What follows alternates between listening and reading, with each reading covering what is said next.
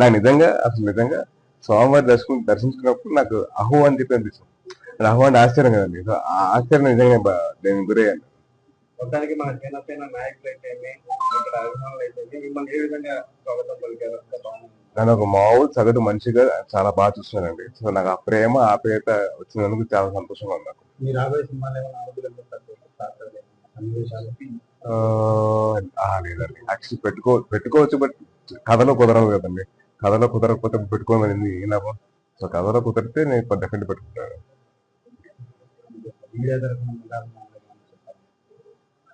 దయచేసి ప్రతి ఒక్కరు మెగా అభిమానులు కాదు, ఎన్టీఆర్ గారి అభిమానులు కానీ, బాలకృష్ణ గారి అభిమానులు కానీ, ప్రభాస్ గారి అభిమానులు కానీ, మహేష్ గారి అభిమానులు కానీ, అందరు హీరో అభిమానులు దయచేసి మీరు బైక్ తీసినప్పుడు హెల్మెట్ పెట్టుకోండి, హెల్మెట్ ధరించండి. అది చిన్న పక్క స్ట్రీట్కి అయినా కానీ ప్లీజ్ హెల్మెట్ పెట్టుకోండి.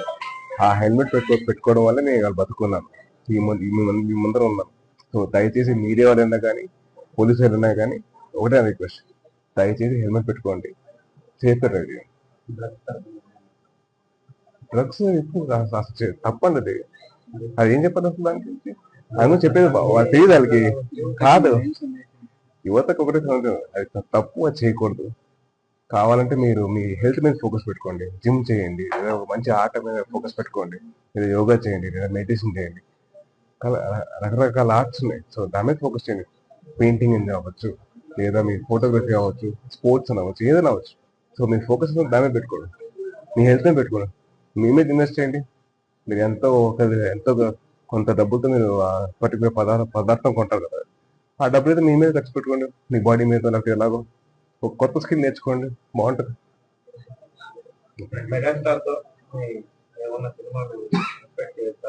నేను ఎక్స్పెక్ట్ చేస్తానండి.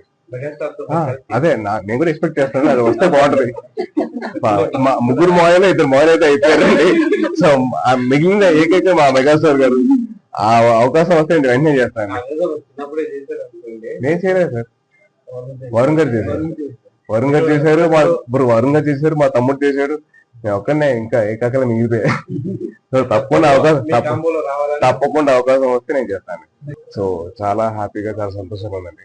నేను అలాగే అందరూ వచ్చి స్వామిని దర్శించుకోవాలని కోరుకున్నాను. ప్లీజ్ దయచేసి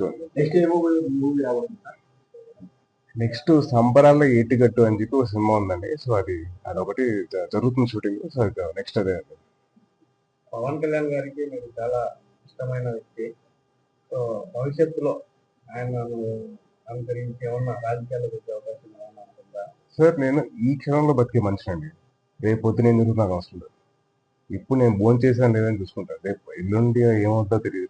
మనకైనా మీట్ అయితే మీరు రేపు పొద్దున మీ పని చేసి మీరు ఓన్ రావచ్చు కదా, చెప్పాను కదా. ప్రస్తుతానికైతే నాకు ఈ పూట భోజనం చేశాను లేదా, నేను నలుగురికి సహాయం చేయలేను లేదని చూసుకుంటాను.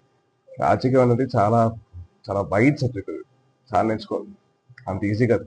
నాకేదో ఫాలోయింగ్ ఉందని చెప్పేసి సినిమాలో ఫాలోయింగ్ ఉందని చెప్పేసి పొలిటిక్స్ రావడం కరెక్ట్ కాదు. చాలా నేర్చుకోవాలి. అంత ఈజీ కాదు. మీరు అడిగినంత ఈజీ కాదు క్వశ్చన్.